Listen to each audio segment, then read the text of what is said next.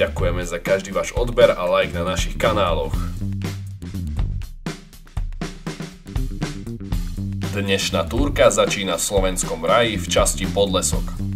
Po zelenej značke prejdeme až k rozcestníku Píla Piecky, kde sa napojíme na žltú značku, ktorá vedie celou tiesňou Piecky.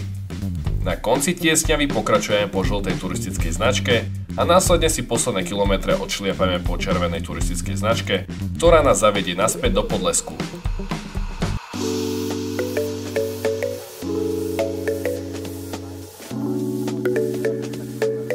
Vítajte na Slovensku, vítajte v tiesňave Piecky v Slovenskom raji. V tejto epizóde štartujeme náš turistický výlet vo východiskovom bode Podlesok. Z Podlesku sa viete po turistických trasách dostať v Slovenskom raji takmer kdekoľvek.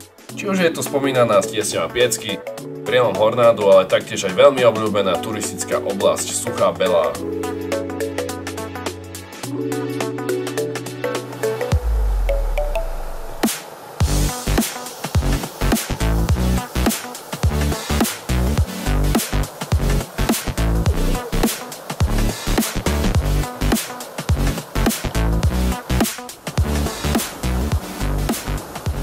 Po zelenej značke od Podlesku sme postupne prechádzali veľkú bielu vodu, ktorú obklopujú takéto skalné steny.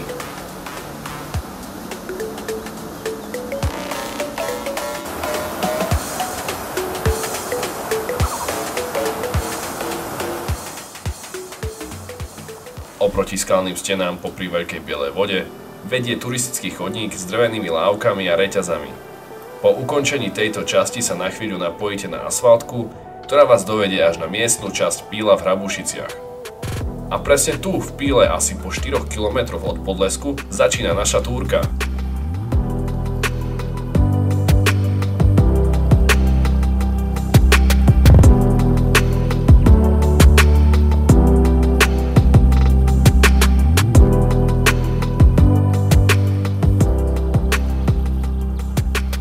Celková dĺžka tiesňavy Piecky je 5 km, a turistickým tempom ju za optimálnych podmienok zvládnete za 2,5 hodiny. Prechod tiesňavou Piecky zabezpečujú rôzne technické pomôcky, ako sú stúpačky, reťaze a rebríky.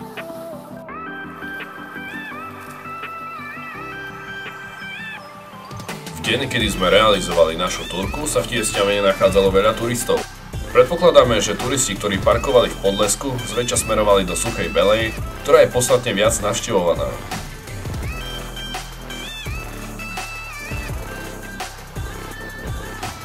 Názov tejto tiesňavy je odvodený od skalných útvarov podobajúcim sa peciam alebo tzv. Krútňavovým hrncom, ktoré modelovala padajúca voda z vodopádov počas miliónov rokov. Zrovna vodopády tvoria tú najkrajšiu časť prechodu tiesňavou. Najprv je to samotný veľký vodopád, ktorý má celkovú výšku 13 metrov a vedie popri ňom kolmý rebrík.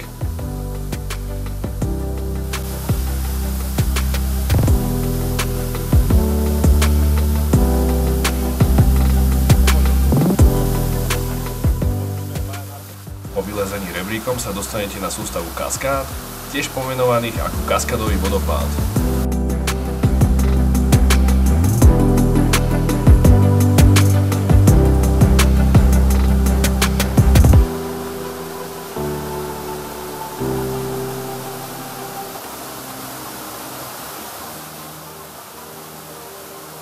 Túto časť tiesňavy budete prechádzať zväčša po lávkach a navedie vás na druhý, menší vodopád, nazývaný ako terasový vodopád.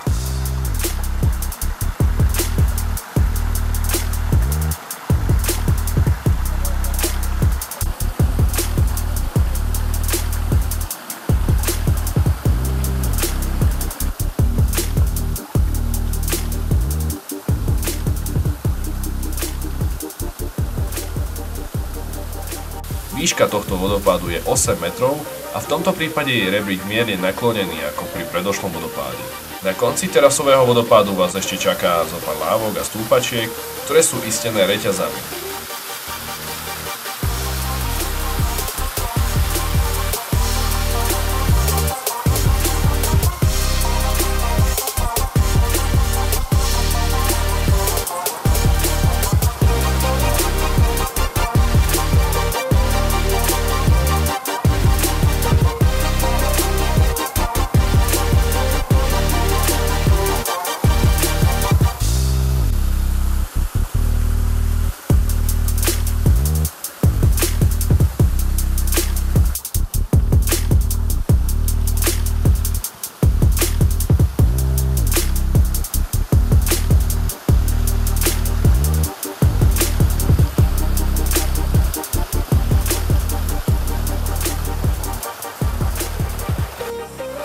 Odporúčame vám, aby ste si do tohto terénu zobrali vyššiu turistickú obuv, nakoľko v niektorých miestach sa potok rozpína a preteká aj turistickým chodníkom. Je nevyhnutné spomenúť, že prechod tiesňou je jednosmerný a vždy môžete ísť iba proti smeru potoka.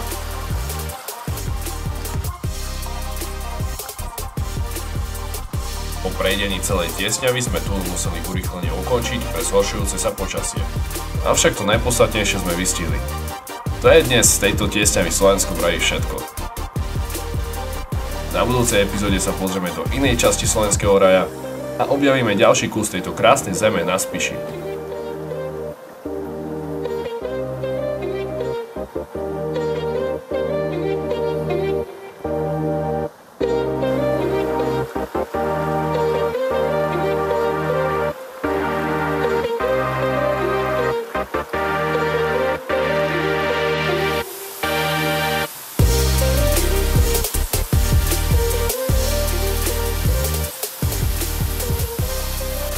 V prípade, ak sa vám táto epizóda páčila, neváhajte nás odoberať na YouTube kanály Slovenská turistika alebo na Facebook stránke Slovenská turistika a nezmeškáte už žiadnu novú epizódu.